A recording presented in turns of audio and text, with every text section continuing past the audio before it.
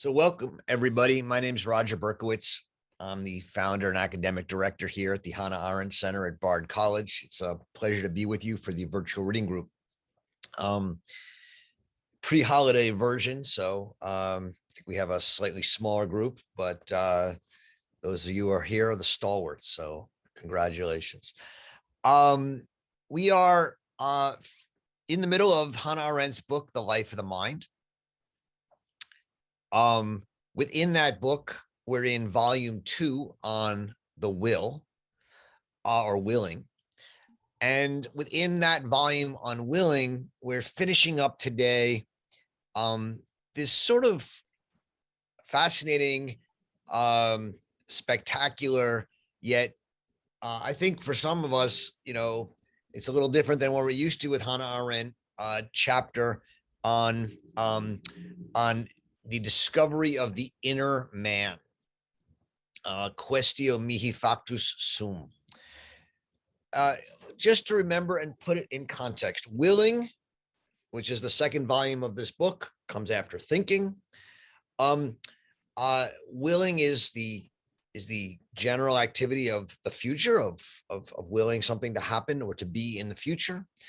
But it is, for Arendt, deeply important, because if thinking is about meaning making, right? Remember our whole focus when we were reading the chapters on thinking, the volume on thinking, is that thinking is not about truth, it's about meaning. Willing is about freedom. And so the question arises, what is will and what is freedom? Many of you, of course, know quite well that freedom is at the very heart of Hannah Arendt's political thinking. And at the heart of her thinking about freedom is a very, I think, original idea that freedom has been poorly understood, if not even misunderstood or even ignored by most of the Western tradition. For most of the Western tradition, starting with Plato, freedom was seen, was largely ignored, and to the extent it was taken seriously, it was something to be avoided or cured, in the sense that freedom is what led to irrationality. Freedom is what led to evil. Freedom is what led to the trial of Socrates and the execution of Socrates. And so the freedom of men had to be subordinated to the intellect, the philosopher king, to reason. And most of the history of Western philosophy is a history of the sort of rejection of will and freedom in the name of rationality and reason. And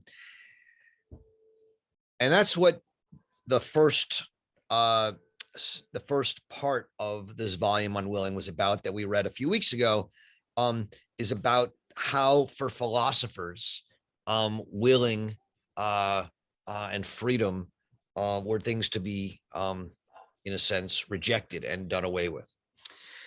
The chapters that started this particular section on the discovery of the inner man, which starts with Aristotle and then goes to Paul, Epictetus, Augustine, and now Aquinas and Duns Scotus, is for Arendt the place in which, in the Western tradition, for the first time, freedom and the will are taken seriously, right? She doesn't think the Greeks took them seriously. She doesn't think the Romans really took them seriously. It was the Christians who took the will and freedom seriously. And the Christians took the will and freedom seriously originally because of a problem, right? And the problem was the one that first Paul identified, which is that I will, and yet I don't want, I can't, I don't have the power to do what I will. I want to will what God commands, but I don't have the capacity. I have this inner struggle, and I have two laws in me: the law of my mind, my rational law, which tells me what I should do, and the law of my members, which tells me what I want to do. And so the Paulinian phrase, I will, but I cannot. And it's this struggle to will what on my mind tells me is right against the inner workings of my mind and body, that becomes the centerpiece of a Christian theology around the question of freedom. Augustine, who Arendt calls truly the first philosopher of the will, switches from Paul's two laws to the two wills, namely that we have a will for the carnal will and a spiritual will. And for Augustine, these two wills are born of a struggle within man, in the inside of man. It's not a Manichaean struggle, it's a struggle. And I, on the one hand, I have a choice between willing and nilling, between willing what is right and nilling what is wrong, and doing what is wrong. And so for Augustine, this is an essential, this is the beginning of a real centerpiece, putting will at the center of the human experience, and thus the question of freedom at the center of the human experience. And the real kicker, the real sort of reason Arendt finds Augustine so compelling on these questions is because it's in the act of willing, which he calls like a spring of action, in which we act and we start something new, that he brings into the Western tradition what Arendt calls natality, this idea of spontaneously starting something new. And this natality or freedom is an internal idea for Augustine, and yet it and as such it is this place of internal freedom. For those of you who know some Arendt, right, you're going to know that as much as she really treasures and values this Augustinian insight into freedom as an internal beginning, a power to begin, to set things in motion that were never there before,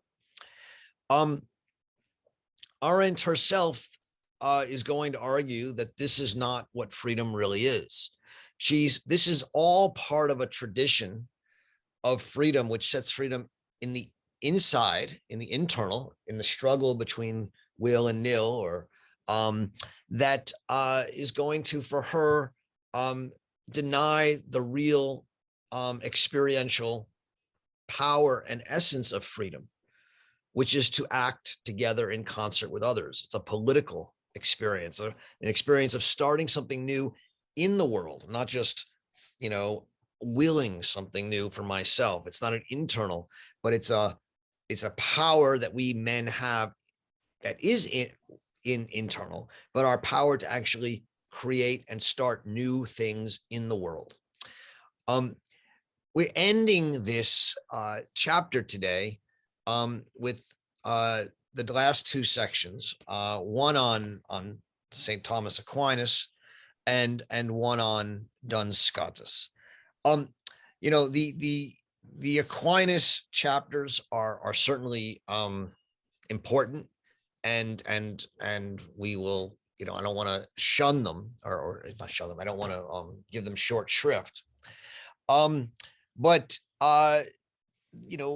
Aquinas for Arendt is a fascinating thinker, but not so important in this. The core of the Aquinas insight is that there's a difference between truth, which compels, and will, which commands. And so what Aquinas does in the history of Christian theology and thus philosophy and Western political thought is he separates the intellect from the will in a kind of final way. I mean, for Augustine, there was the intellect, there was the will, and then there was memory. Memory drops out in Aquinas, and we have intellect and reason on the one hand that deal with truth, and will, which deals with which deals with appetite or an ends and approaching those ends. Aquinas, she goes on and on about this. Aquinas is a deeply logical, rationalist thinker. For him, goodness and being are the same. Evil is simply the absence of being, and all created things, of which man is one, right?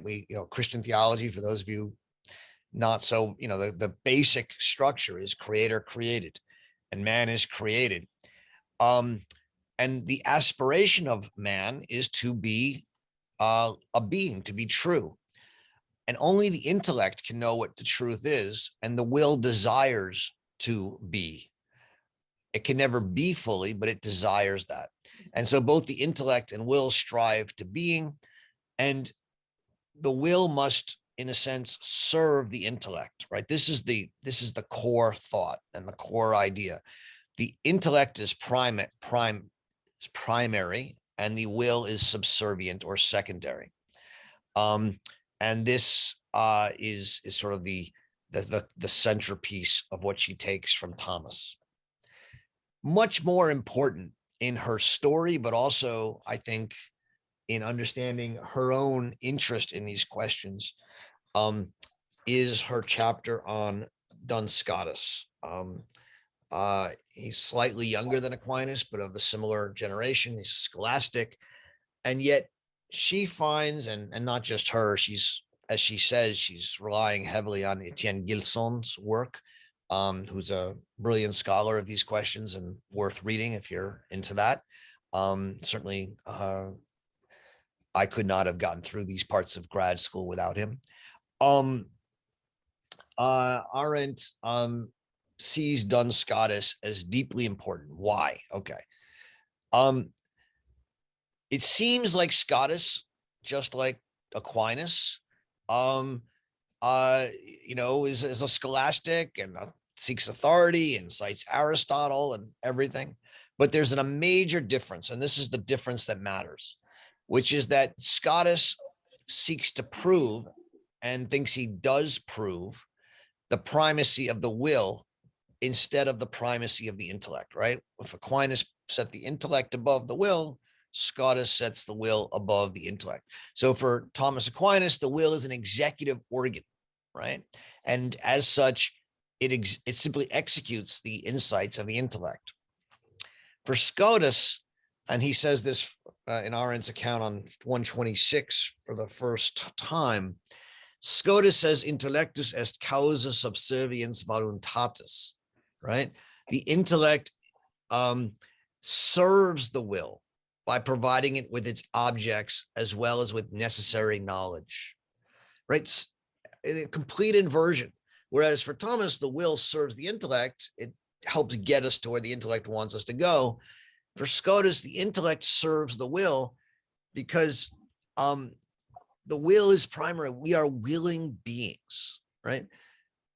This is going to come back when we get to the chapters on Nietzsche in the next section, in our next meeting, because Nietzsche says that the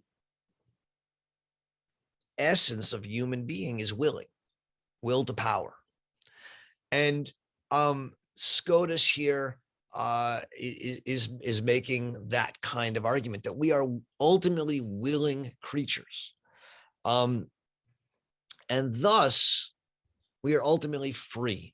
creatures, free from the intellect. And to the extent we are also rational creatures, right? Which is going to be what Aquinas says, what Aristotle says, what Cont says to some degree. We're rational creatures, but the reason serves the will. Now, for Kant, the fact that we're rational Lebewesen, vernünftige Lebewesen, is part of what he calls the natural dialectic, and that man is at once rational and also a living, willing being, created being. And it's that dialectic that Kant is seeking in his moral philosophy to understand. And here, even though, as she says at the end of this chapter, Kant, we don't think, or she doesn't think, and I assume she's right, I have no reason to think otherwise, that Kant didn't read Duns Scotus. She clearly thinks that Kant's natural dialectic, his sense that we are both rational and willing, and that we have to understand that as the deep dialectical tension inherent in all humanity. She thinks that's prefigured here in Duns Scotus. These are, I'm going to give you little things that you may or may not find interesting. Thomas is a Dominican, right? Obviously it's an order of monks. These are all monks. We have to remember that this is what these people are. And in the history of theology and philosophical theology, Dominicans are known primarily for their belief that we can know God and being through human reason. Tara, I know you're the host. Can you just mute everyone except maybe me, so I'm not muted? Or if I can unmute. There we go. So Thomas is a Dominican, and he believes, therefore, that all truth and all being can be known through reason. Scotus is a Franciscan, a disciple of St. Francis, and they believe, the Franciscans, that reason alone cannot teach us the truth. We need faith. And this is an important distinction in philosophy. Certainly when I was taught philosophy, we were always taught to ask, is this person a Dominican or a Franciscan? This is just the way we were taught it. But the point is that for Scotus, there's a natural limitation in human reason that we cannot know the truth. And it's that natural limitation, what in Heidegger will be called finitude, which is part of his attempt to save human freedom. So that human freedom is to resist both the will, the natural will to do what is naturally good, and also the intellect. And he takes this quite far. He says we can praise God or we can hate God. He says we can will what is natural and we can also will what is monstrous. So good so far. But what Arendt really finds compelling and important about Duns Scotus is his claim, is his defense of contingency, and his claim that contingency is the price paid for freedom, and gladly paid. That's on 133. Contingency is not privation of being, right? As it would be, or freedom would be for Augustine and Aquinas. But contingency is a positive mode of being. And so it is this embrace of contingency, that the miracle of the human mind is that by virtue of the will, it can transcend everything. We can be free. We can transcend. We can even deny God. God created man to exist, right? He loves man. And then she quotes, "Amo volo ut sis," I love you, I want you to be. But man is free to deny God and to deny others. And this freedom, this contingency of man and of will, is for Arendt deeply original to Scotus. And what it means is that all human beings are free to either praise God or hate God, but also are free to have their own opinions. And this is the beginning of plurality in Arendt's terms. This is the beginning of, the foundation of what it means to act, that we can act freely and start new, unexpected, and unnecessary things in the world. And so she finds Scotus so important in that he's part of this Christian tradition of the internal development, the development of an internal idea of will and freedom. But because, unlike any other of the Christian thinkers, he so vigorously defends freedom and contingency, he makes possible and holds out the idea that freedom will mean that we act in the world in new and unexpected ways, and thus a political freedom where we can remake the world and act differently. And this for Arendt is going to be in some sense a precursor to her own understanding and reading of freedom. So good. Why don't I stop there? Just so you all know, I'm going to have to leave a little early today, but Tara Needham, our assistant director, is going to jump in and continue from me when I have to leave. But I'll take a couple questions at the beginning and get us going if there are some. There are, of course, two different ways to ask questions: through the chat, talk to each other. Also, you can raise your hands and I will recognize people and hope to do what I can to dispel any mystical obfuscations that have arisen amongst these texts. All right, Bob, you're up. Yeah, last week you spoke about asking a student, I don't know, must have been a couple decades ago, to will to go up to the blackboard and write something. And when the student would get up and try to move, you'd stop him, right? Yeah. And so by doing that, were you trying to draw a distinction between willing and doing or acting, or were you suggesting that willing is just kind of free floating out there, unrelated to anything else? Well, I was trying to, thanks. I was trying to suggest, illustrate the multivocality of willing. Willing is not simply in my head, right? I mean, this chapter is called the internal, I always forget the names of these things, but it's about the internal. And yet willing includes not just the intellect, which sets a goal. This is the Augustinian way of thinking it. Then the will, which says I actually will that goal. But what Augustine says is that if you actually do will the goal, you actually seek to achieve it. But we are finite creatures, and here's where Augustine does agree with Aquinas. with Scotus. And as finite creatures, it's not up to us whether we are able to actualize our will or not.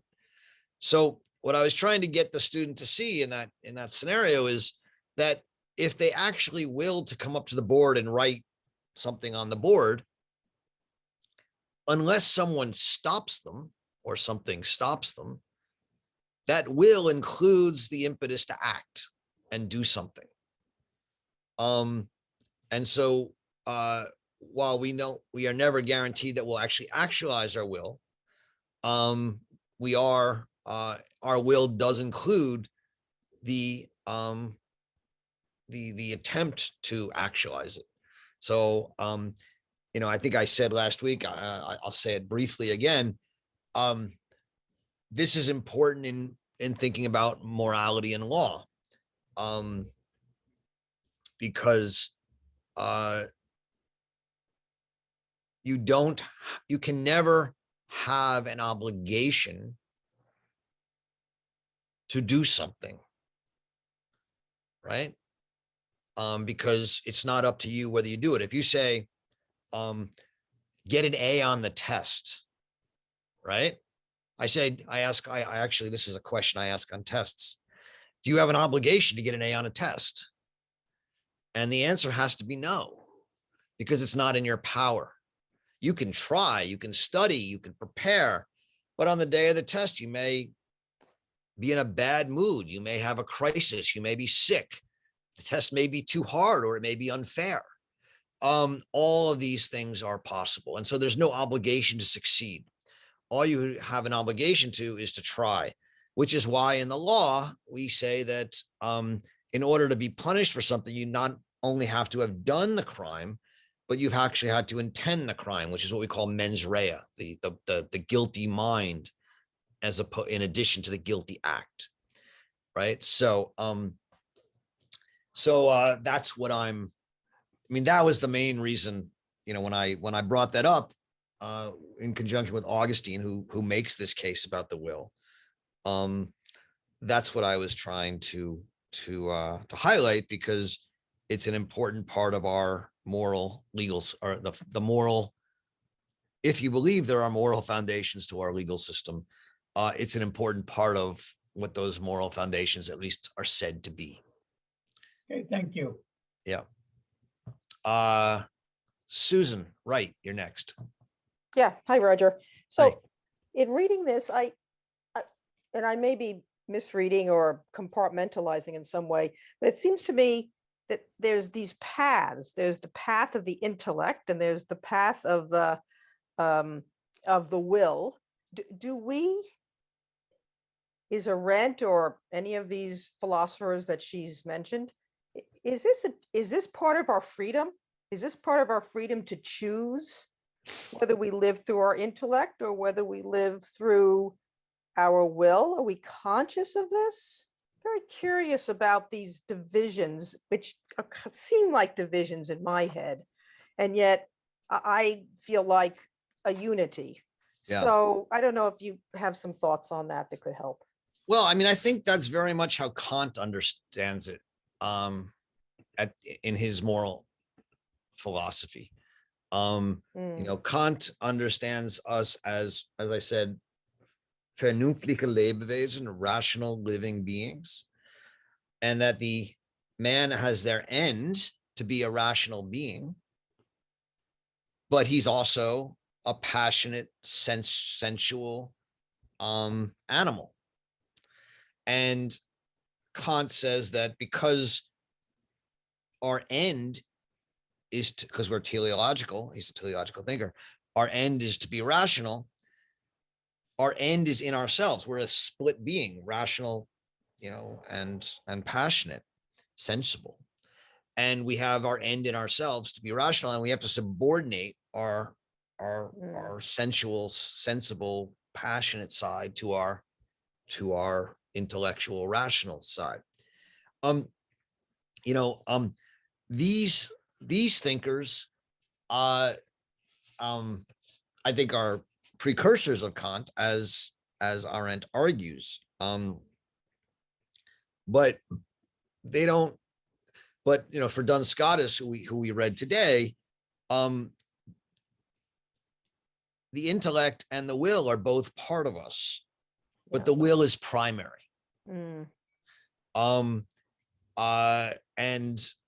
And for Aquinas, the intellect is primary. What's interesting is for Kant, neither are primary. I don't know exactly how to present this, so I'm going to work it out. our end is to be rational, thus the intellect, but it's not primary, where it's almost like an even battle. And at every moment, we have to refight that battle to subordinate our passions to our reason. And at every moment, we're under that obligation to do so, but there's no sense of which way we'll go. And it's not predestined in any way. But that's his belief that rationality is superior in some way to our will. For Kant. Yeah, for Kant. Yeah, I mean, he thinks that, well, superior, a better mode of living, a better. he doesn't put it in those, he doesn't put it in No. those words, Susan, which doesn't mean it's wrong. He Yeah. says that it's who we are. Yeah, He thinks yeah. that human beings are distinguished by the fact that we can reason, unlike other beings. And as a result, if we want to be true to ourselves, we have to be rational. And so if we're aware of these different modes, it is somewhat within our freedom, within our ability to recognize, almost kind of saying it too simply maybe, but what mode we're operating in, yes? And to make some decision about that. Yeah. Yeah, yeah, okay. I mean, let's look at this on the last page, what we read today on 146. Let's just read this passage of Kant's, I mean, put it out there for you guys. Kant writes, and this is from the Critique of Pure Reason. She calls it an odd passage from the Critique of Pure Reason. There is something very strange in the fact that once we assume something to exist, we cannot avoid inferring that something exists necessarily, right?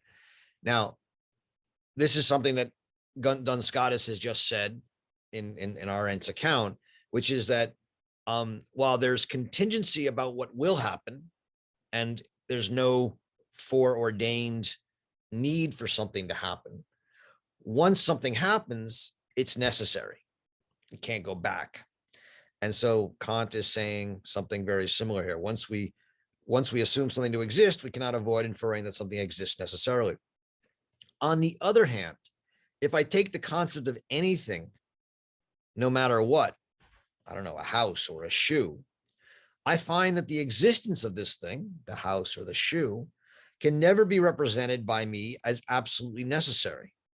And that whatever it may be that exists, nothing prevents me from thinking it's non-existent. So, this book could not exist.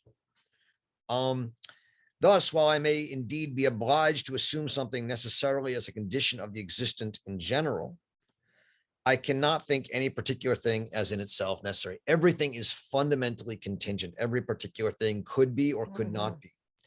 In other words, I can never complete the regress to the conditions of existence, save by assuming a necessary being. And yet I'm never in a position to begin with such a being. So if there's not a necessary God that starts everything, there's no way to get back to a first mover that starts everything. And then she says, concluding this deliberation a few pages later, there is nothing which absolutely binds reason to accept such an existence. On the contrary, it can always annihilate it in thought without contradiction. Absolute necessity is a necessity that is to be found in thought alone. And so what Kant is here saying is that everything that exists, even though we assume that something that exists necessarily, could have not existed. It could have been otherwise. And this is the radical contingency that enters into Kant's moral and political philosophy. And she's arguing is rooted in Scotus's theology. There is no necessity in the contingent world. Thus, if you want to look at her essay like on truth and politics, there is no truth in politics, and politics is not about truth, because there are no necessary truths. There are no necessary rights and wrongs in the political world. Right. Yeah. That's the radical contingency that Arendt embraces in her idea of plurality, and that she's here finding roots of this in Scotus's theology. Thank you. Yes. Fran. Hi, I would like to go back to Thomas Aquinas and ask, why is evil not a principle? Why is it the sheer absence of being? Right. And because he's it seems that he treats these questions very logically, almost like a mathematical equation. I was wondering how that is connected to goodness equals being. Yeah. And, Is this where is this on page like 118 or something? Where is this? yes, 118. I see. Evil is not a towards principle the top. Mhm. because it is sheer absence. And absence can be stated in a privative and in a negative sense. Absence of good taken negatively is not evil. For instance, if a man lacks the swiftness of the horse, evil is an absence where something is deprived of a good that belongs to it essentially. For instance, the blind man who is deprived of sight. Because of its privative character, absolute or radical evil cannot exist. No evil exists in which one can detect the total absence of good. All right.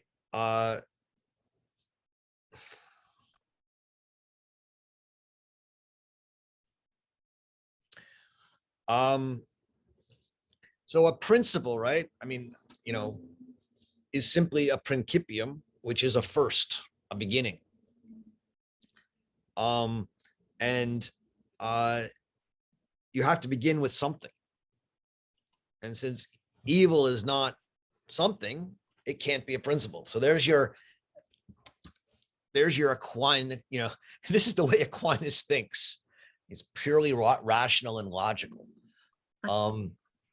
You can't start with something that is not something. You can only start with something that is something, which is being or good. But why is good something and evil is not nothing? Well, I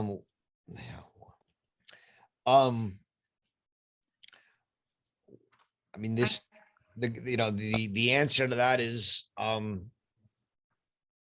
God is good. I mean, I don't know what else. Or is it like God is being? Yeah, God is the true being. Yeah. So it's like a very Christian principle. Well, he's a Christian theologian. Yeah. Mhm.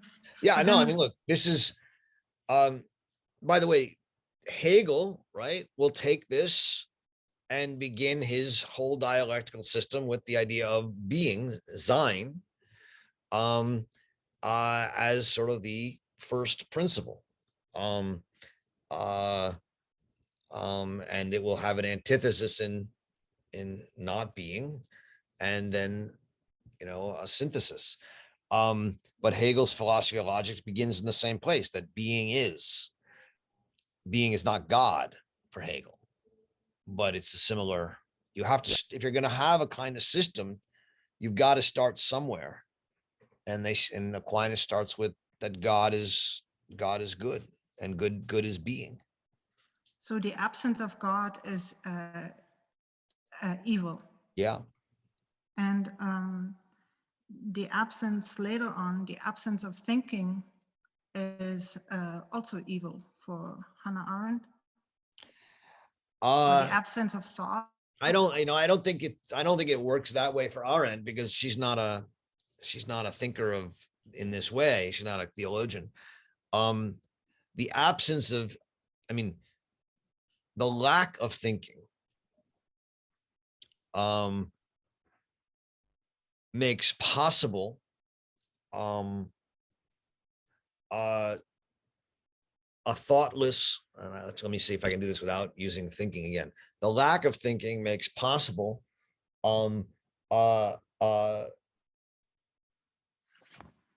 embracing a worldview and a perspective without in any way questioning that perspective from the perspective of others. And thus allows you to follow orders or carry out bureaucratic imperatives without asking yourself basic questions, which is, well, what if I were the Jew? Or what if I were someone else? How would I look at this? And are these right? And should I be doing this? And it's that thoughtlessness that allows us to live superficially and simply say, I'm just following orders. I'm just following commands, and not move any further. So that's why for Arendt, there is no radical evil, right? There's banality of evil. I mean, the banality of evil is thought in contrast to this kind of radical evil, which is the absence of good. But could it also be that the radical evil is not possible because how could a thinking mind detect the absence of thought just as a logical mind game? I think Like that's, I don't, off the top of my head, that sounds right, but I don't know. But yes, I mean, radical evil for these thinkers is not, and it's the absence of all. And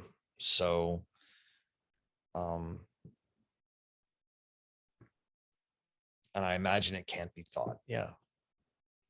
I think that would fit. Okay. Okay, thank you. Yep. Stephen. Hi, Roger. Picking up on one thing that Arendt says soon in her discussion of Duns Scotus, the will can resist the dictates of intellect and reason as much as the needs of desire. Is it just the case that the will says no, or is it possibly that the will has access to the imagination and sees alternatives?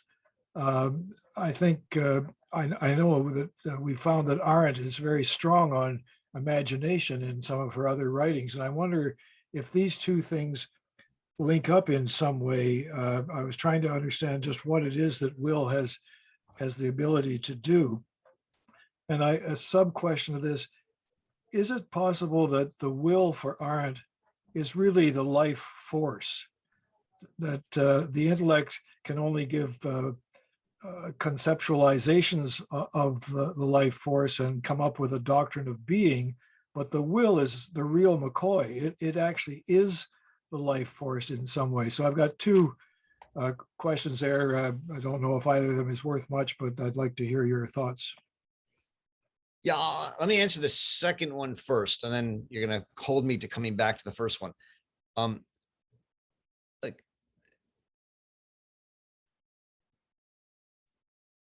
you said the will is a life force.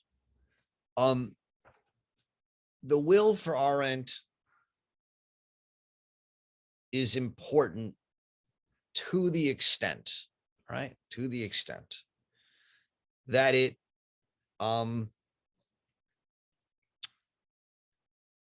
proves, as Duns Scotus here proves,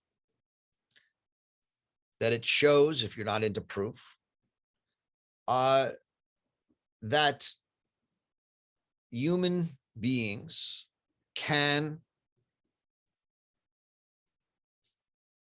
act to start new things that are unexpected, not necessitated, and are surprising and spontaneous.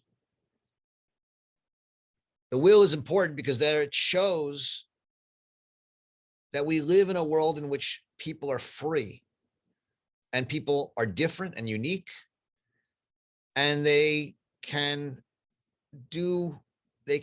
start new things. And within that, they can then also band together to build new things. So, it's not that, and to that extent, the will is important because it tells us that we are not, as Augustine and Aquinas thought, or even as Plato thought, we are not creatures who should always do what is true. Because there is no highest truth.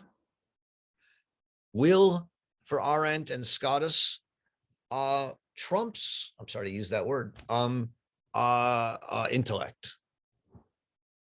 Will overpowers it. So you said the real McCoy. Intellect is real too. The will is real. They're both real.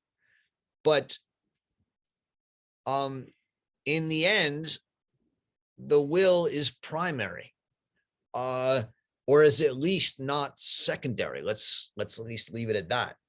And that's why this is so central and important, as I understand it in Arendt. And so this is really the foundation of plurality. I mean, I guess I've said that a couple times. I take that to be the sort of the point of this, is that even within this story of Christian theology, of the internal, of the, from St. Paul up until Duns Scotus, of the rise of an internal idea of will, you see at the end of this story, will escaping simply being an internal struggle, and entering the world as a guarantee of contingency in the things of this world, right? That's that quote from Cont at the end, that there is no necessity outside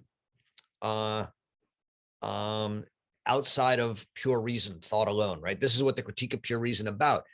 In pure reason, maybe you can have a rational necessity, but in the world, never. Right, and that's the real force that Arendt finds here. Your first question, which I'm trying to remember, but I knew sort of where my answer to it was. But can you remind me of your first question again? I was wondering if the will is more than merely a negative power, and that it has access perhaps to imagination. It's hard for me to know where imagination actually fits in Hannah's scheme of things. She's talked about it, but I don't know if it now can possibly reside in the intellect, which seems to be kind of locked up, or whether the will is the thing that somehow grasps alternatives more than thinking does. So that's the sort of convoluted thing I'm thinking about. In Duns Scotus and her reading of Duns Scotus, and this is similar to her reading of Augustine as well, the sort of key, the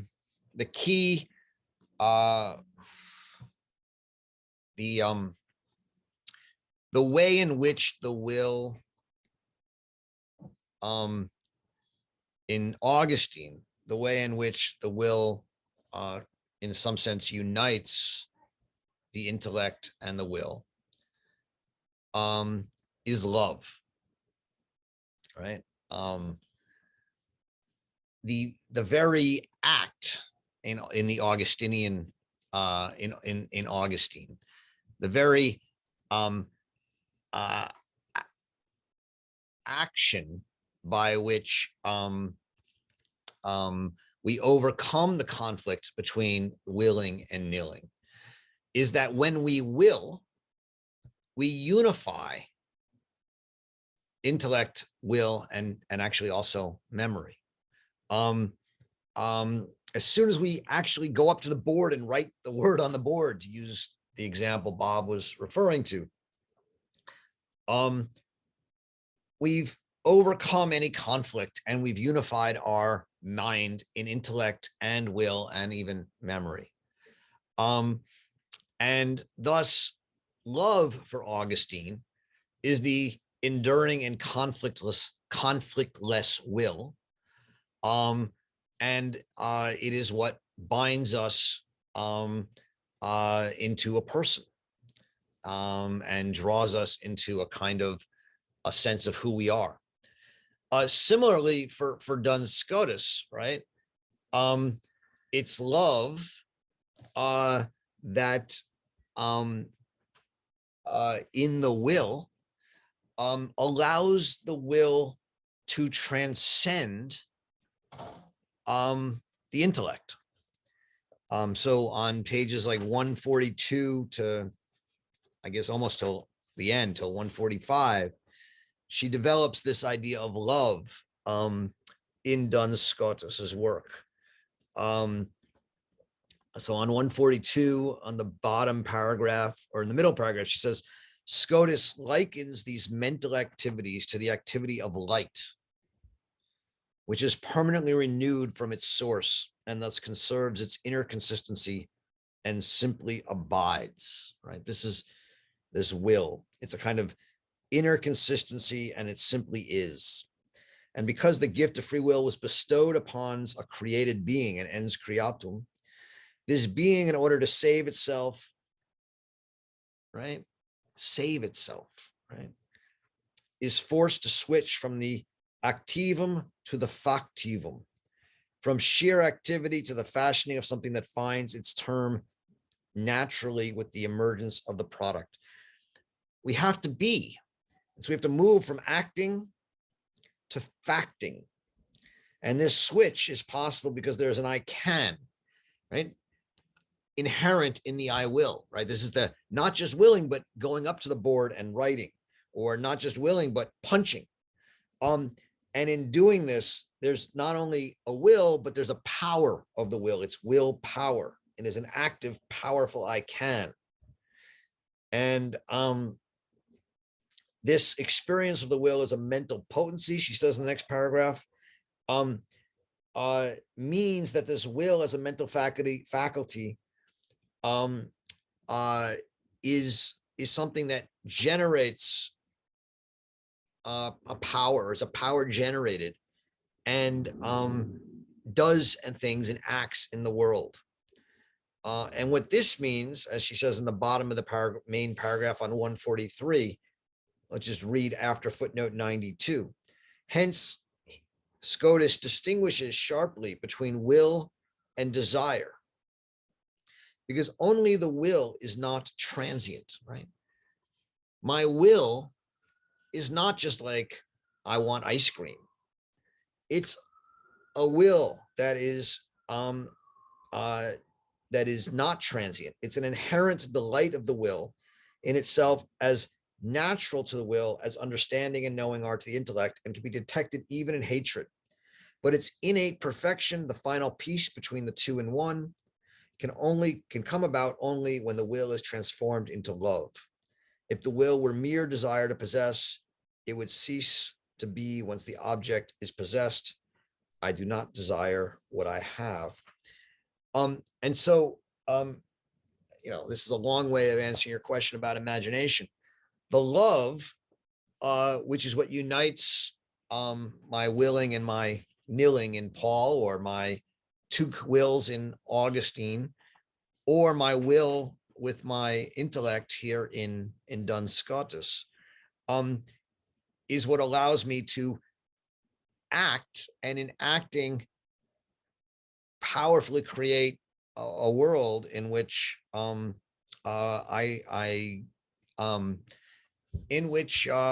what is seen as necessary, and thus uniting my will and my intellect under the power of the will, not under the power of the intellect, as in Augustine and in Aquinas.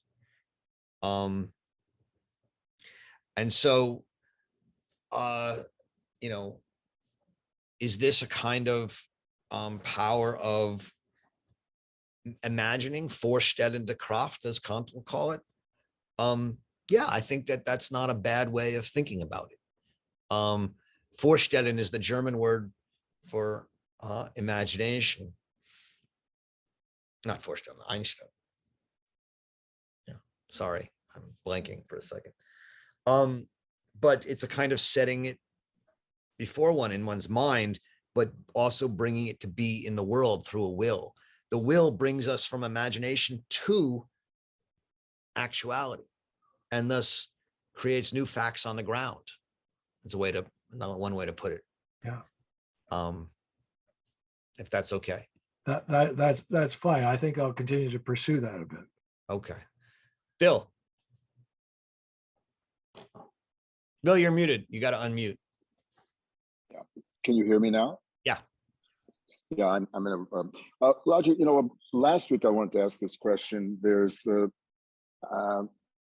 and something about this idea of the will, but it made me think about, didn't Hannah Arendt write to Baldwin after reading the article in the New Yorker, in which at the end of it, is it The Fire Next Time, and he says that he feels that the only thing that we have in facing, I think he was talking about America, was the idea to help resolve it was love.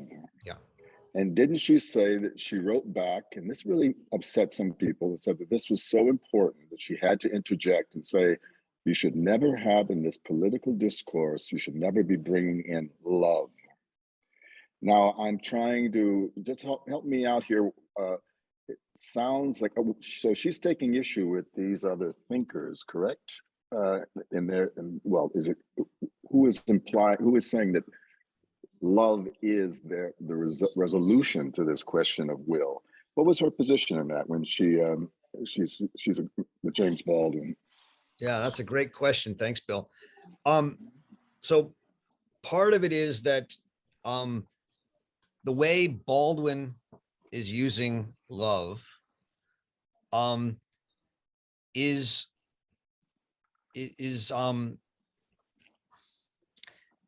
Christian, correct? It's Christian. It's a He's Christian. using it in a Christian. He's using it in a Christian way, but he's using it, at least as Arendt interprets it, and I think not wrongly, but you know, I'd have to go back and look. She's interpreting it as what she writes about this at length in her essay on Lessing in Men in Dark Times. But she's interpreting it as a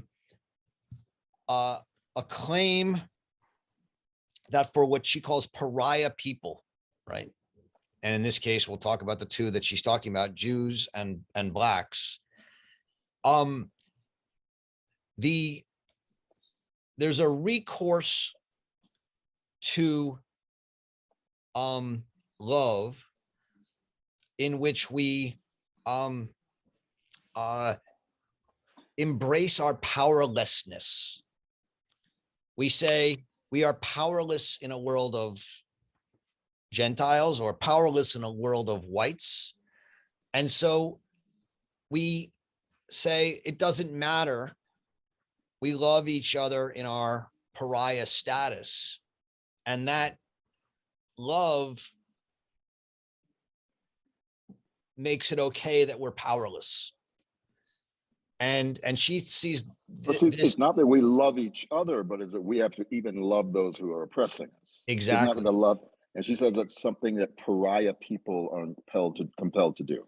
Exactly, and that they even hold it as a virtue to love this way. And Arendt thinks what this does is it depoliticizes pariah people, and it makes them, in her view, give up what she considers to be the core of humanity, which is to act politically and act in the public world.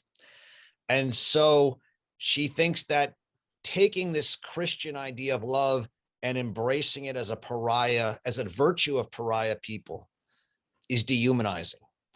And that's the argument that she engages with Baldwin on in that text. Now, it's a great question as to how it relates to the place of love in Augustine and Scotus. To be honest, I've never thought of it before, and I'm gonna, but I think that which at least in Scotus, and I think even in Augustine, so we'll just run with it here. The premise of love, as she's trying to develop it in Scotus, is as a power and as a potency to take your will and actualize it and move from active to factive, right? To make facts. And so it's not love in this, in the sense that Scotus is using it, is actually an entry into the world. It's willing into the world. And thus it's different from how she sees it being used in justifications for pariahdom in the Jewish text that she's responding to, and in the Baldwin text she's responding to. Yeah, does that, I hope that helps. I think I was really helpful for me. Well, thank you very much. I'm struggling. I'm listening with all, because of course I always on these calls come from the point of view, will. The will to be free. Is that coming from my intellect, or is that coming from the desire to be free? Is it coming from my intellect or my will? And it feels, knowing what we know about slavery, know what we know about oppression and so on, it seems somehow they're inadequate in both of those.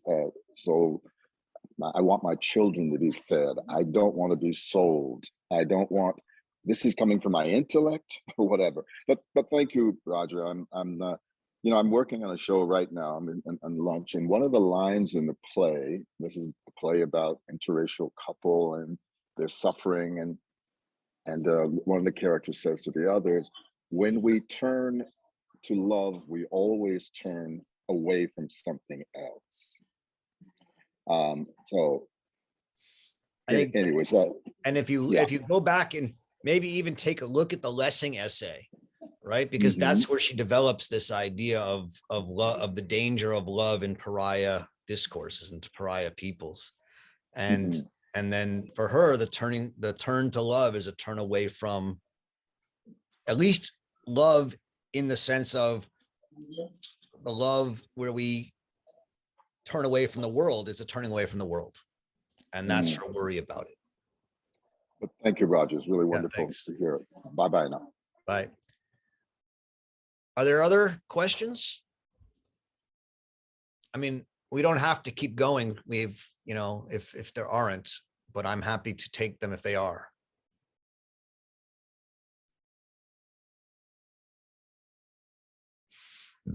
Tara, are there questions in the chat you want to pull up, and I might turn away or not?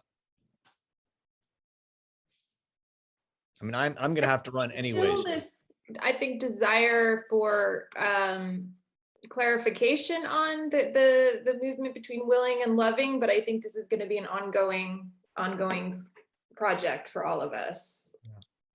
I do have to run because I have to get on a plane, but I'm going to let Tara take over. I see there's some new questions, and I'm going to see you. We are not going to meet again, at least until in January, to finish the book.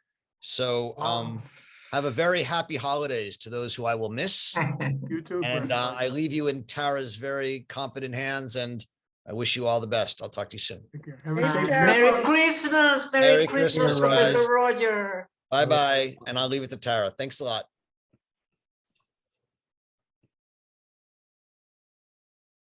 Hi, everybody. This Hi, is really Tara. your time, and we can use this in the way we can also say farewell, or more questions can come up. And as the other time that I hosted, I would be thrilled if people felt encouraged and welcomed to respond to one another, rather than me trying to be the sole interlocutor. So if I do see a question from a Zoom user, can I invite that person to speak?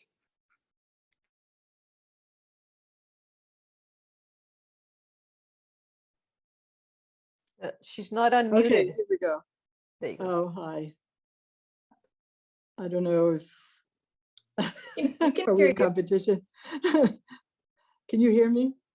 It's I can Peggy. hear you, Yeah, yes. okay, Welcome. so yeah, so a very fundamental question, because I'm not well versed in philosophy. So if you could explicate, or someone, what actually is contingency, and how has the definition changed, or how in the thinking that excited Arendt has had in Duns Scotus, how did that, was that transmuted or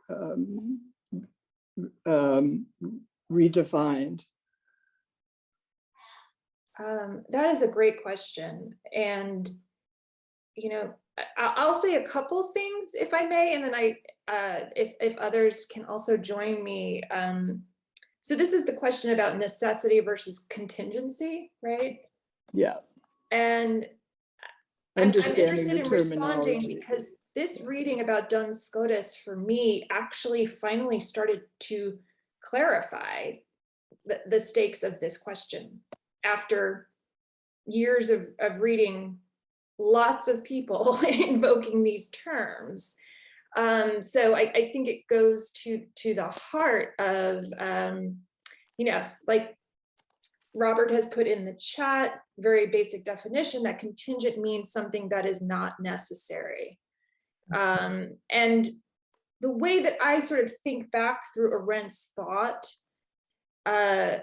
in linking it back to Scotus is, you know, I think about her rejection of ideology, right? Her total sort of allergy to any ideological thinking, and also the kind of infusion of the scientific into the kind of humanistic realm, where there is a prescribed set of like, these are the rules and these are the outcomes that must occur based on this set of rules. And, you know, her rejection of something like Marxism is partially that there is a kind of sense of historical necessity, right? That history is unfolding in a way that, according to Marx, is all about class struggle. And because of that, a set of predictable or analyzable events will happen and will fit a sort of prescribed story. And so that's an idea of like historical necessity. Okay. The idea that capitalism creates its own antagonism, that capitalism will lead to socialism. Right? This is a kind of scientific thinking of history. Now, this is just one way to think through this, I think. Okay. But the kind of contingency is to reject any like sort of grand narrative like that, and is to say no, that you know, history is, or events are, could have been and could not have been, right? And if I may, if it's helpful to people, just point to the section of this part in the text that I actually found the most helpful. And it has everything to do with your question, which is 138 to 139. Okay. Where this is where she's talking about storytelling once again. And she's talking about, this is exactly where these words are invoked. So she uses the example of how we narrate or understand World War I and World War II. She says this is, and I'm reading this first paragraph on 138. By contingent, said Scotus, I do not mean something that is not necessary or which is not always in existence, but something whose opposite could have occurred at the time that this actually did. That is why I do not say that something is contingent, but that something is caused contingently. In other words, it is precisely the causative element in human affairs that condemns them to contingency and unpredictability. Nothing indeed could be in greater contradiction to every philosophical tradition than this insistence on the contingent character of processes. We need only think of the libraries that have been produced to explain the necessity of the outbreak of the last two world wars, each theory picking out a different single cause. when in truth, nothing seems more plausible than that it was a coincidence of causes, perhaps finally set in motion by one more additional one that contingently caused the two conflagrations. And then the other piece that I found really helpful was, I think it's the page before, where she's actually talking about faith, and that that faith is actually believing other people's testimony, right? That to take someone at their word is an act of faith. To take someone who says, I witnessed this, is an act of faith. And that history is just a giant form of testimony from multiple viewpoints that we begin to take together as an, I mean, we take as an act of faith that a world existed before we got here, right? And so she's very concerned, I think, as she always returns to, how do we tell our stories? We have our own need to find a single cause. We like to, right? This is when we go back and make meaning, but that's an after effect. When things are actually unfolding, there are many possible ways they could. So I'm going to stop there and invite others to either for you to respond or others, because I know people are offering really wonderful definitions and reflections here. I'll just listen. Did that start to animate yes. it? Oh, Okay, absolutely, absolutely clarifying. Yes. Thank you. Would anyone else like to chime in on just necessity versus contingency?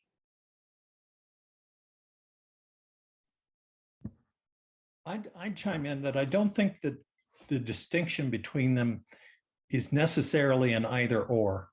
I made this comment in the chat, but it seems to me, and I'm just kind of spitballing as I go here, that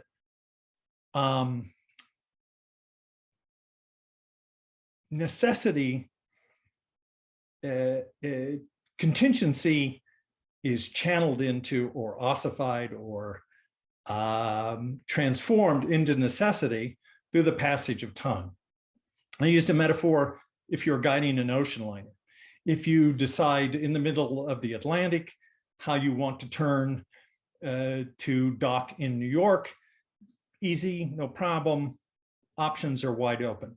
But as one, say, approaches the dock, your chances, your options of doing something different are constrained. And they become more and more constrained until they happen. And then that happens, and then you passed into the realm of necessity, as it were, because the past is always necessary. My 2 cents.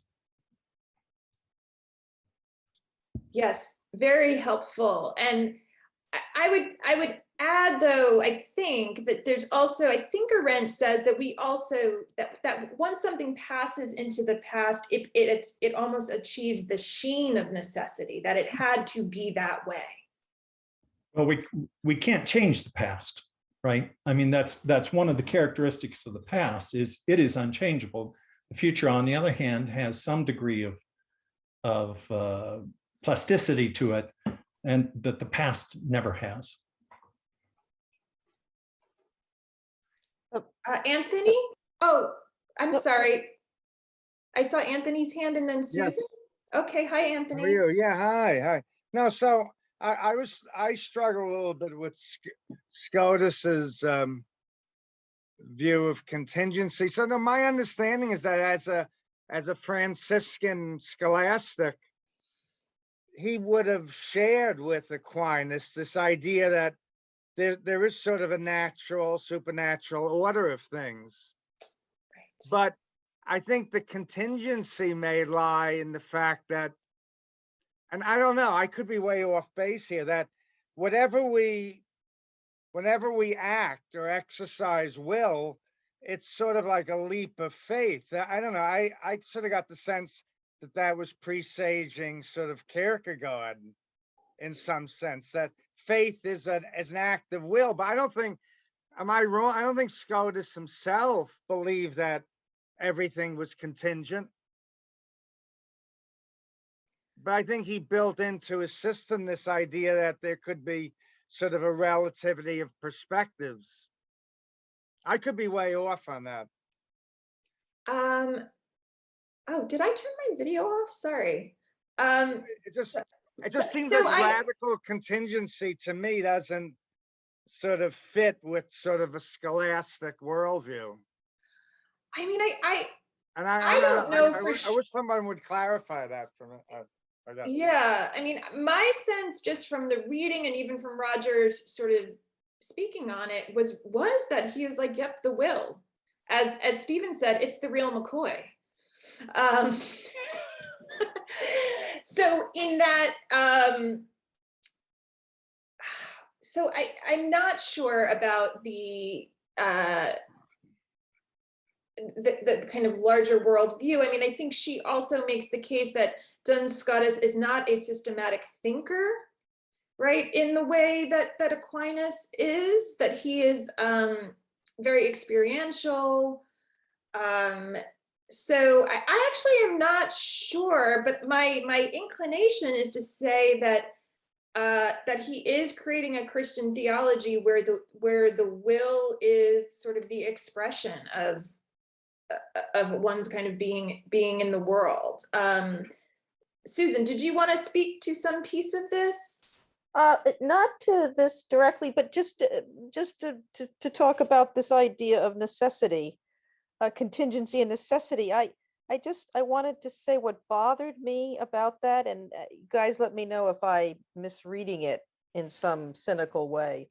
But this idea that, yes, of course, what's done is done, but this idea that what's happened becomes necessity, is that, in some reading in my mind, it sounds to me just like, crudely put, a rationalization of why we did what we did. But that doesn't make it right. And it's almost as though if we were to go back and say, and maybe I'm thinking of the word necessity and maybe not quite the way it's intended, but even though something is done, there were lots of options for those wars. Let's just take the wars because that was the passage which really struck me. So what are we saying there? That by some process of will or something, I'm missing if there's some connection there between what becomes necessity because it's done, that what drove that? I don't know. I don't know. Am I making any sense? I think you're making a lot of sense, and I think something in that really bugs me. Okay. Does anyone else want to either re-articulate this concern or echo it, or an attempt to Tara, allow me to try from my point of view. This is John. Okay. For me, the use of the term necessity was the finality or of the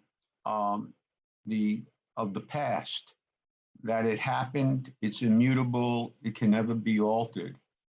For me, I turned the word contingent into the future, where it becomes so many options that are presented, and events can be can take place which are unforeseen. However, the moment the past occurs, I don't know if the word necessity is the correct word. It's just immutable. It's irreversible. And so to assume the word necessity is difficult for me, because the presumption is that all other choices were considered and the past became reality and that was immutable. But that's not the case, because the past can be accidental, and then that means that's no longer necessity. So I can understand contingent, but necessity it leaves a vacuum for me. And it also comes back to, I don't know where faith plays a role in this, but I have a sense that it does. You have faith that what occurred prior is what was going to occur. And, but that's not accurate with contingency, because contingency is up to the moment of occurrence. You can have unforeseen events. I'd pop in that I really concur with John, and what Susan was getting at, I think, is she articulated a vague sense I had, that necessity has a connotation for me of looking forward and not of necessarily of looking backward. And to talk about it as John did in terms of fixity is much more appropriate. The thing we see, though, is that whatever events occur, say the outbreak of the First World War, everything that occurred fit, so to speak, to create that outcome. I mean, and so the flip side of that is if the Crown Prince's driver had not taken a wrong turn in Sarajevo, he might not have been assassinated after the first attempt was a failure. So you just have this random event that Princeps was there as the prince was trying to escape the first attempt. So that's the radical contingency. But once it happened, it all fits perfectly and creates this not only fixity, but sense of inevitability. Yeah, can I just draw our attention? This is really, really helpful. And I would also say that I don't think that necessity, or to the question of faith, is that our faith is that things had to be the way they were. It's that they are the way they are, right? Or that they happened the way people say they happened. That's what the faith is. We don't have to, I don't think, share a faith in the causes, but we have to share, I mean, this is, I think, then opinion, interpretation, argument. We have a set of facts. Why are they here? So it's on 140 that, I mean, the other thing I really loved about this section, even though I found it very difficult, as someone who has trouble making decisions, it was a great relief to me to know that, you know, thinkers have been just sort of dealing with the, just the agony of choice, or, you know, having parts of yourself at odds, of knowing that there are different paths and then having to act. But also, I think this is a key passage for the topic that we're on, which is on 139 to 140. Okay, so I'm actually, it says, if, on the other hand, the mind in its uneasiness, I'm at the bottom, yeah, about the apparent contradiction it faces, decides to take its bearings exclusively from its own inwardness and enters into a state of reflection on the past, it will find that hereto factually, as the result of becoming, has already rearranged and eliminated the randomness of the processes into a pattern of necessity. Right. That is the necessary condition of the existential presence of the thinking ego, pondering on the meaning of what has become and now is. Without an a priori assumption of some unilinear sequence of events having been caused necessarily and not contingently, no explanation of any coherence would be possible. The obvious, even the only possible way to prepare and tell a story is to eliminate from the real happening the accidental elements, a faithful enumeration of which may be impossible anyhow, even for a computerized brain. So I feel that there is something that necessity, and it may be in the discussion of Aquinas where, you know, she talks about sort of the necessity of reason, like, okay, a triangle has 3 sides and they have to equal 180 degrees. And then there's also the kind of necessity, I think, even of appetite, like I'm hungry, I have to eat, the body needs food. But then it's in the will that this becomes murky. That the sense that there is just the sort of singular, clear, logical path is precisely what is kind of removed. But it is also as much a part of us, and this is the, you know, the desire to make sense of the world, is to want to tell the story with a beginning, a middle, and an end. I mean, I've done this a million times. Like I'll get into like a fender bender and I'll start that story like 7 hours before. I didn't get a lot of sleep. You know, I ran out of coffee. The street was rainy, right? I create the kind of inevitability in my narration that serves a purpose. We don't know if factually that's true. So I see, Stephen, you have your hand up. Unmute.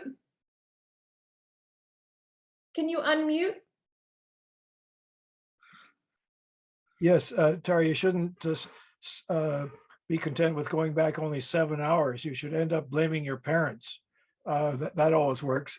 Can I just say, I've been dubious about the faculty psychology that Arendt adverts to, the faculty of willing, the faculty of thinking, the faculty of judging. I almost think now that maybe I'm trying to reduce all of that to something that can't be reduced, and maybe it needs to be expanded. Maybe the faculty that's truly operative is the faculty of meaning making, or the faculty of story making, because that seems to be sweeping everything in its path here, that all the other components do their dance, but it's the big quest for meaning and a coherent story, as Steve Greenleaf was saying, things that knit or fit together. That is so powerful that it may sweep everything to repeat myself, sweep everything in its path. It's just an idea that came to mind as you were discussing all of this with the other folks. Thank you, Stephen. John, do you want to chime in on that? The only thought, the thought that occurs at this moment as a consequence of what we're talking about is I can liken necessity and the confluence of necessity and contingency to the speed of light. And where it comes in is that for that necessity becomes necessity up until at the point that contingency leaves, and it's instantaneous and it occurs at light speed. That up until the moment, it's all contingent, but the moment that it occurs, then it has to be necessity, because everything that preceded it that was contingent evolved into necessity. And that occurs in my mind at the speed of light. That we don't, it's not reducible, it seems to me, to frames of, like in a photograph or in a motion picture, that you can break each scene down into a different action. That it's almost simultaneously, and that the moment that I spoke, it became a necessity, but up until the moment I spoke, everything was contingent. I think John may be taking us into quantum physics here, right? Are you thinking of Schrodinger's cat? Well, no, I was not, but but it does somewhat apply. It seems like an apt metaphor for what you're talking about to me.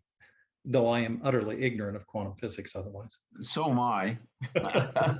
But I have if just to shift, if I may, Tara, I'm struggling with the issue that was brought up by Fran and have been in terms of God is good and that is being. Evil doesn't exist because it's the absence of God, in essence. But suppose you don't believe in God. So then there's an equation that can be equal. You can have good or evil.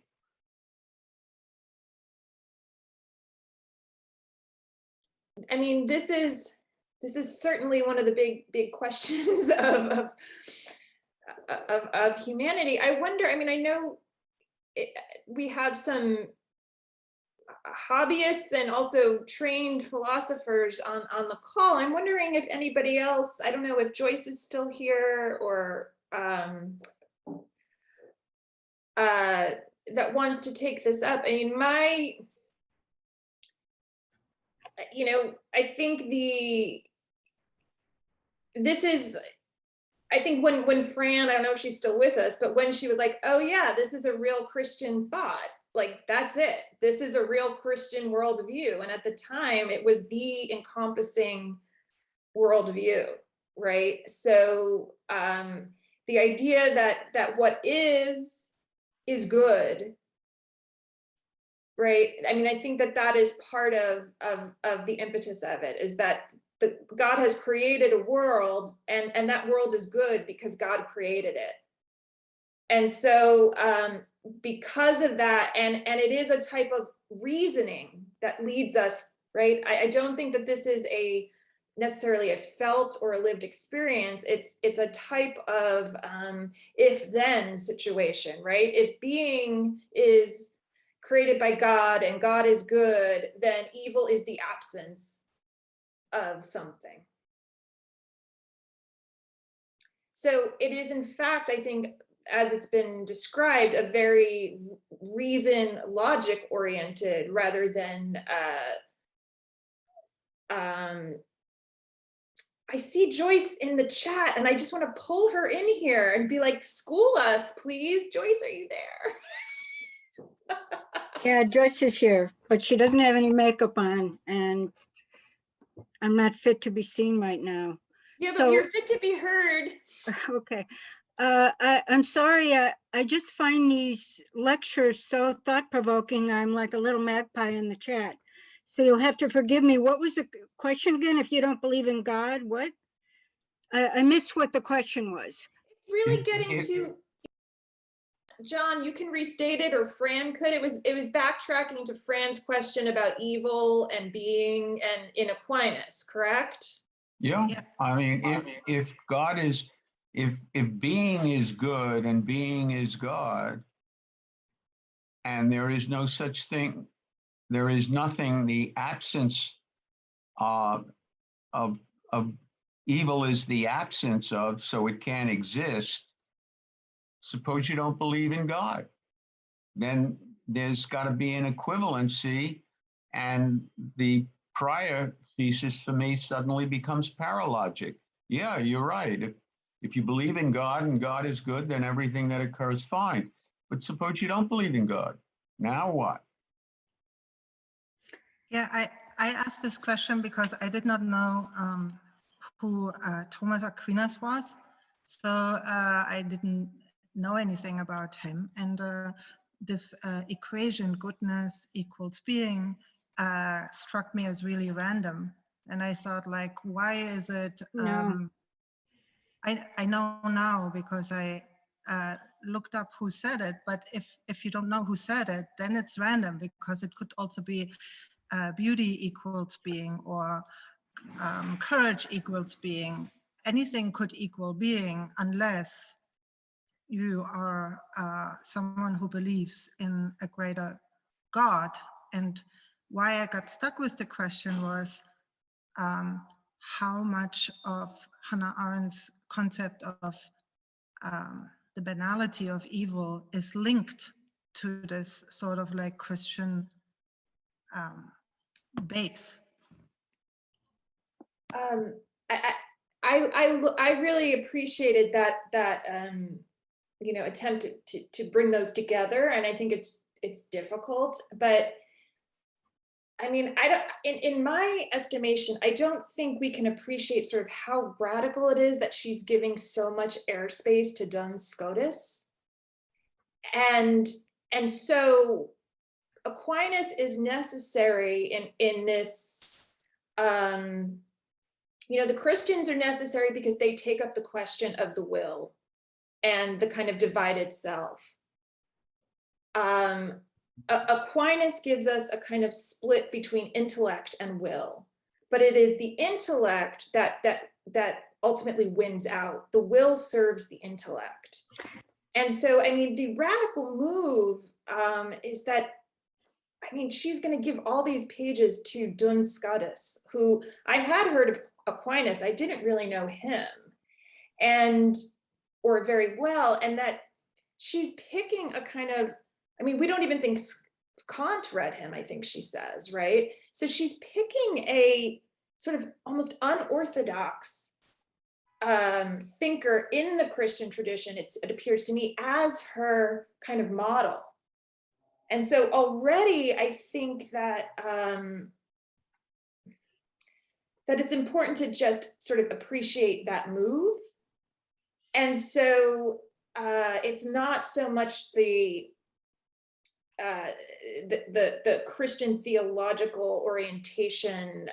It's that this is the philosophical thought that allows us to arrive at a self that can act in the world. I don't think that resolves it. But so for me, the way that this starts to link back to the banality of evil, and this is where this is all kind of leading, is, you know, if we're not thinking, right, how do we act in the world, right? And so again, the question, so in Duns Scotus, we're getting this person who's like, I could do this, I could do that. Even if I do this, I know that this other thing could have happened. That I end the kind of both delight and agony of willing by acting, right? By actually choosing and performing. And so I feel like if we cycle back to that impetus that's driving her, is to say, what does it mean for someone to act as part of such a massive evil enterprise and to be marked by thoughtlessness? Someone who does not seem to be engaged in a kind of critical evaluation. Now, some people I'm learning argue that that is not the case, that she was wrong about Eichmann. But I feel like for me, I mean, I read the Duns Scotus and I was like, oh, it's Arendt. Here we are, right? This is what she cares about. How do we not just have the internal struggle or the 2-in-1 or sometimes the 3-in-1? When do we decide, right? When do we actually act in the world? So Fran, I'm not sure if that starts to link for you, but I'm interested in continuing to think through that. Why I became a little bit or like what made me even like think towards the banality of evil was like a couple of words that she used. One was like that evil cannot be radical. And then also the other word is like the absence. And which I think comes from this totality of God equals being. So there's like, I just try to understand it as a logical equation, no judgment here or anything. I just wanted to understand if this is possible, that you can make such yes or no or 0 or 1 statements at all, because it's logical, not possible to, for example, speak about the absence of thought when you're thinking, or think about the absence of thought just in a logical way. And so also that Aquinas, that evil cannot be a radical entity or a principle in itself, struck me as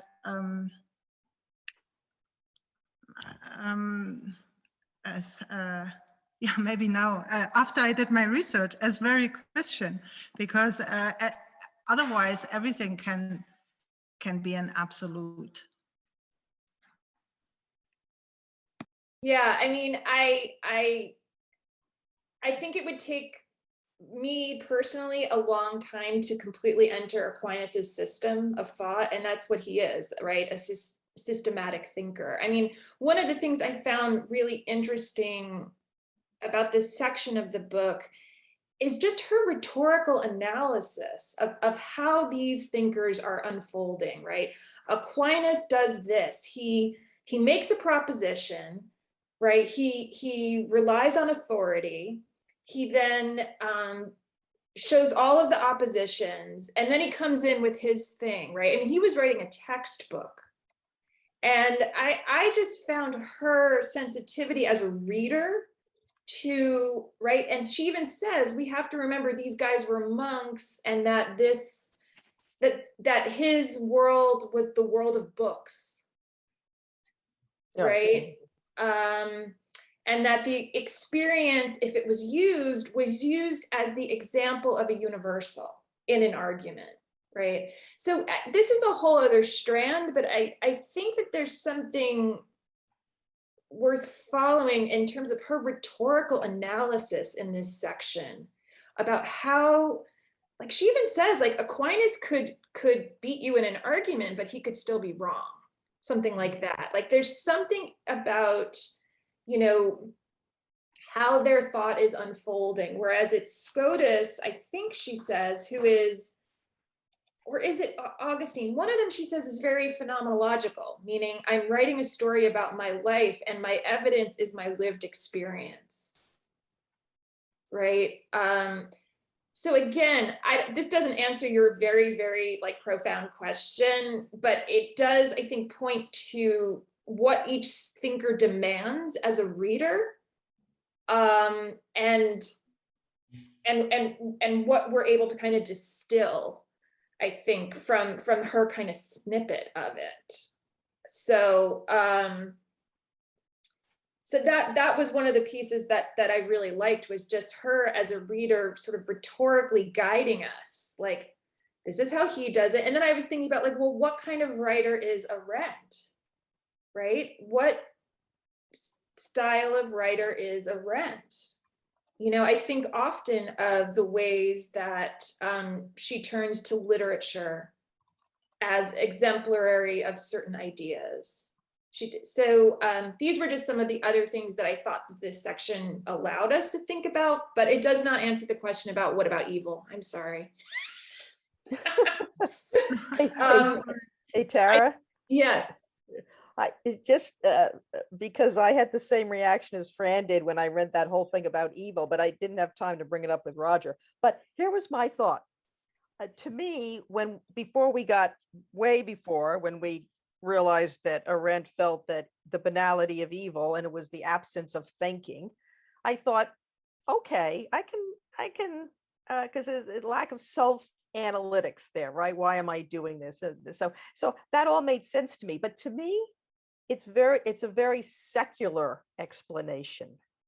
And so when I started reading all of this, I thought it was fascinating. You're right. It was a fascinating history lesson for me. What the Aquinas, I'd heard of all of them, but never really studied them. I thought it was fascinating.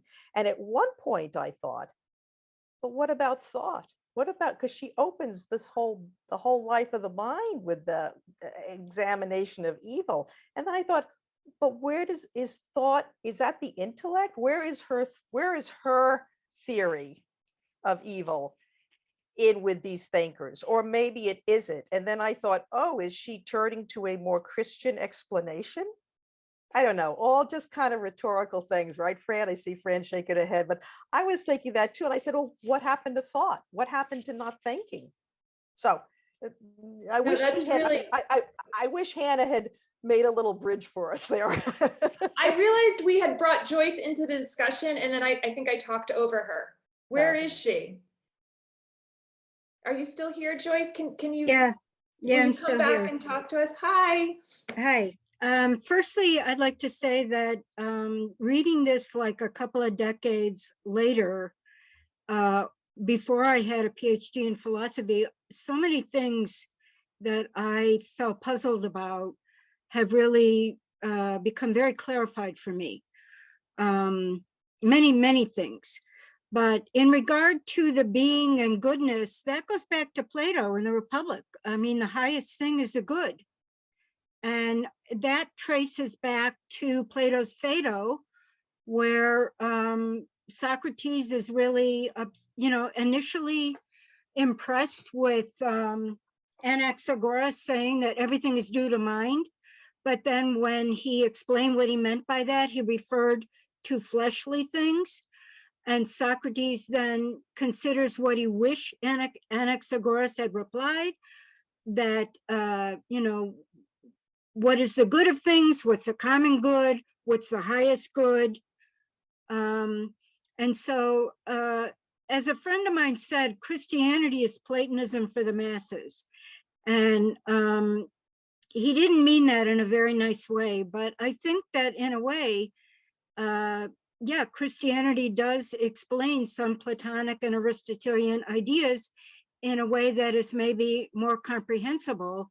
Although one thing that I think is interesting, you mentioned Scotus, and I agree with you that I taught him last spring, and I have a much better understanding of him now than when I taught him last spring.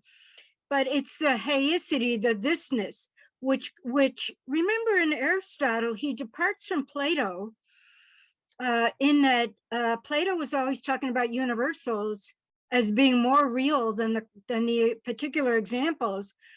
But Aristotle says, no, the concrete particular substances are primary, and whatever categories you subsume them into is secondary. My battery's running out. But it's the, so Aristotle, he does have this idea of concrete singulars, which then Scotus picks up, and then Heidegger picks up, and then my teacher, Rainer Schermann, picks up as being primary, and the universals or the categories are secondary. So yeah, there's a lot in here that I really got a lot out of, but I hope my answer helps a little bit while I make sure my computer's plugged in. Okay. Yeah, that was really, really helpful. Thank you, Joyce. Yeah, sure. I think I'm gonna wrap this up shortly. I'd love to invite comments or questions from anyone who has not yet been able to maybe get into the mix. I had this topic. I wondered if you all were picked up on it when she mentions the difference between the performing arts and poiesis, which I felt like cycled back to one of our continuing discussions about sort of the role of art and how performance is different than, but please, any other sort of topics or comments, really just pointing to a place you liked, or just give you a second.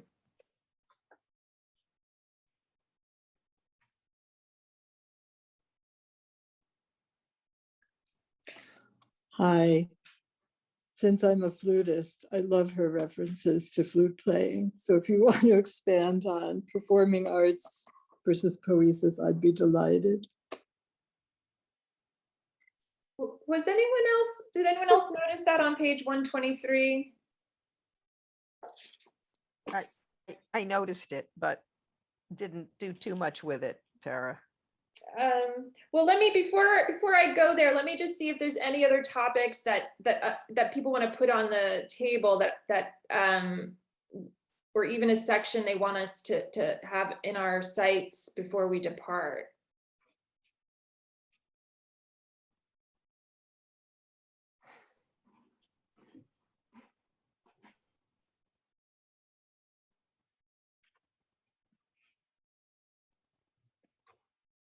Okay, well, please feel free to raise your hand or interrupt me. I'm just going to point you to page 123. And again, this struck me because I think at various points in the VRG and probably long before I was even part of it, you know, the question of art, is it a form of thinking? Is it a form of meaning? Is it, and what kind of activity? So I'm just going to read this paragraph at the middle of 123, that there could be an activity that has as its end in itself and therefore can be understood outside the means and category never enters Thomas's consideration. So she's kind of moving beyond him. For him, every agent acts for an end. The principle of this motion lies in the end. Hence, it is that the art, which is concerned with the end, by its command moves the art, which is concerned with the means. Just as the art of sailing commands the art of shipbuilding, which I found that totally fascinating. I was like, that I'd never really thought about. And then, to be sure, this comes right out of the Nicomachean ethics, except that in Aristotle, it is true of only one kind of activity, namely poiesis, the productive arts, as distinguished from the performing arts, where the end lies in the activity itself. Flute playing compared with flute making, or just going for a walk compared with walking in order to reach a predetermined destination. In Aristotle, it is quite clear that praxis must be understood in analogy to the performing arts, so this, again, I haven't thought this completely through, but I found this really helpful, that it must be thought of in analogy to the performing arts and cannot be understood in terms of the means and category. Does anyone have any thoughts on this? Jason? I know you Is thought Bill Jones still on the call? I don't think he is, but of course that's who I'm also thinking about.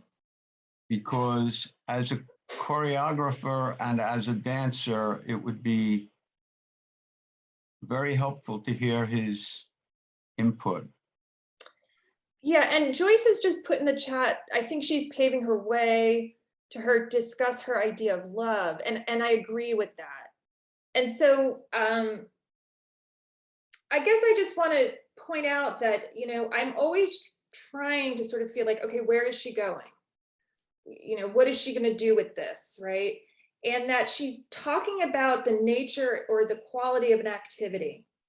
One activity, and she's using the arts that has an end, right? And then employs means to achieve that end, as opposed to an activity that is an activity for its own sake.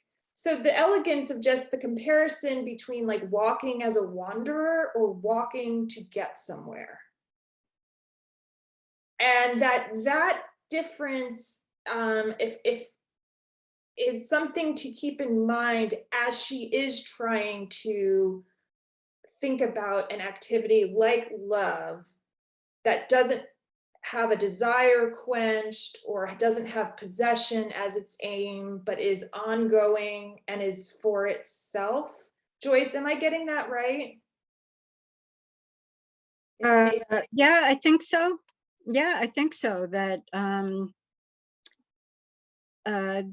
and Aristotle talks about this in book 1 of the Ethics anyway. He talks about some activities are a means to an end and some activity, the end is in itself. But she uses that as a bridge, I think, to talk about loving versus instrument, you know, I forget, where does she talk about the difference between eros and philia? And so erotic love is desiring, you feel a lack. But a divine love is kind of an overflowing. It's an act of enjoyment. It's wishing, I mean, you know, this is my understanding of what she's trying to say. but you know, instrumental love is just treating somebody like a means to your own end as a thing, you know. Okay. So, so yeah, I feel like it's just important to, and I think Roger was saying this as well, to remember also how much Arendt is really sort of intervening in a history of thought that has undermined or underestimated the category of freedom and the category of action. Right.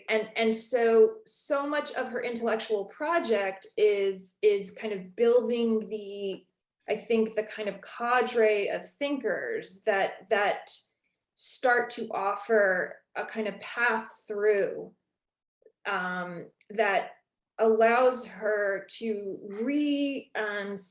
recenter, you know, action in the world, the political, as sort of the centerpiece of her project.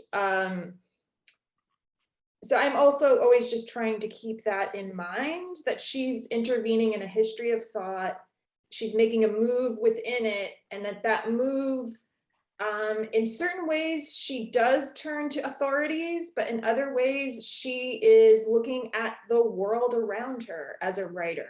Right? She's analyzing the given experience. So, so yeah, as I try to tease out like her reading of these thinkers, I'm always asking, you know, how is this feeding into the thing that is important for her, the thing that allows her to kind of make a little wedge in the way we've been thinking or being in the world.